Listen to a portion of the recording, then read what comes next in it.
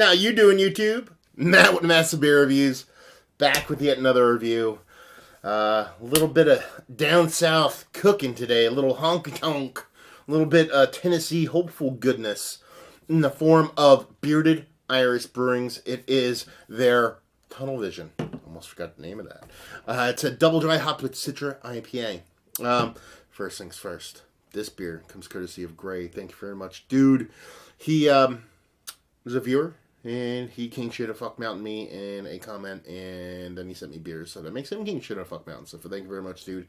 I've always wanted to try or review some Bearded Iris stuff. I think I've had some tastes. I know I've had some tastes and some shares, but they can get a little hazy when you're kind of throwing around like 30 beers in 5 seconds. So it's cool to kind of sit there and actually drink a beer and drink it on its own, not sandwiched between a bunch of different beers. So I really appreciate the opportunity, dude. So yeah, let's stop with the old whatever adjective I was trying to think of and jump into this beer. As far as what it says on here, Tunnel Vision, double dry hopped with Citra. It's an IPA. It's a cultivate variety, 1 pint, 473 milliliter. Zippy lemon melon are the tasting notes they have on here. Bearded Iris Brewing, Nashville, Tennessee. And that'd be that. Yeah. Stickered can. Cool. I dig it. I actually like the logo. I like their logo. I like the can art. I like the whole nine. Everything about it. I dig it. I'm a fan.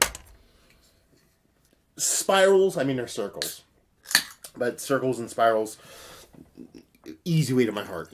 I like kind of that kind of imagery, ideology, whatever you want to call it when it comes to stuff. I can talk for hours about spirals and circles and stuff, but that would bore the shit out of you. Even though I'm going to bore the shit out of you with this review. You'll watch anyway. Anyway, I don't know what the fuck I'm talking about. Half pinky finger, just off Whitehead. Nice tight compact bubbles. I can see if it's creamy or not. And guess what? That looks like a double dry hopped new school kind of IPA. It's got a nice haziness to it. Deep orange, kind of letting go to a little bit lighter on the edges with the light going through there. Has that subtle kind of cataract-y look to it where it looks like a dollop of milk had been dropped into it. So it definitely has that kind of newer-ish, hazy New England-style IPA thing on lock. See what the nose has.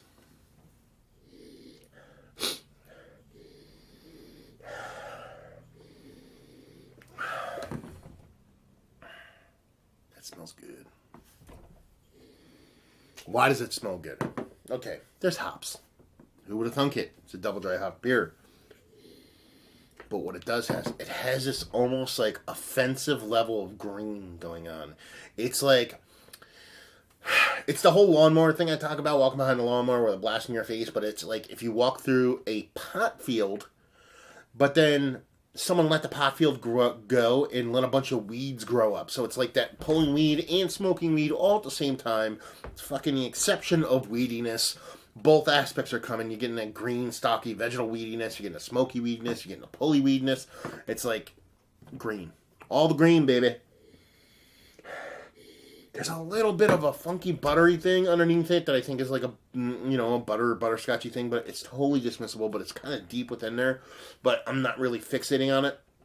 It's more just that big, green, stinky, icky, fucking fresh hopness. There's citrus rind in there. There's a little bit of kind of melony fruitiness, but it's all kind of trumped by that big greeniness.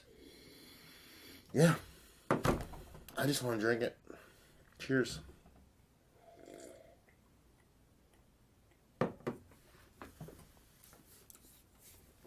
Okay. I thought it was going to be a little bit more fruity, a little bit more juicy, a little bit more multi-level when it comes to its hops. There's a little bit of that kind of melon vibe is really what I'm sticking with here. A little bit of citrus fleshiness with a little bit of melon kind of rindiness, but melon fleshiness going on. That's what I get from the fruit side of things, but it's not that big. That green is the leading star of the show, but it's not as big as the nose lets you want. It's way more big in the nose than it actually is in a taste. But you're getting that kind of hop burn thing going on. Nice mouthfeel to it, nothing too crazy. It does have that little bit of buttery kind of thing going on with it. A little bit of that kind of buttery, kind of, butter, not necessarily butterscotch. We're just leaning more kind of buttery thing going on. which isn't the best thing in the world, but it's small enough to where it's not that jarring. Let's put it that way. It's not a travel thing either. He mailed this off unless it was sitting on a car engine. I mean, we're in a huge cold snap in this area, so it definitely didn't get overheated or anything like that. So it's a brewery thing, but it's a nice beer. It showcases the green part of the hop really well. Almost to a fault, but it definitely stops short of that. It definitely comes up a little bit short in the kind of multi-layered hop level of things that you typically want from beers. When you want that graininess, you want that big kind of that dankiness to come, but you also want layers to it. You just don't want to be a one-hit wonder. And while there is a bit more going on with it, it's not just like bursting at the seams from edge to edge. For the amount of hops they had thrown in this, you could tell this has just been hops have been tossed at it like willy-nilly. So when that typically happens, you want it to be showcased in a couple different ways and not to be singular. Like you said, not that it's super singular, but it's definitely leaning heavily in that kind of green, fresh, hoppy, lawnmower-y kind of phase. Combine that with a little butter vibe. It's a nice beer, but it just doesn't blow me away. Yeah, that's pretty much it. Soft melon, soft, fleshy citrusiness in the mouth, followed by green, little bit of butter vibes, nice mouthfeel, done and done. Let's talk about it. Is it one of the better IPAs, extra hopped IPAs that I've had as of late? No. It's tasty, it's nice. Sane's even that butter thing going on there.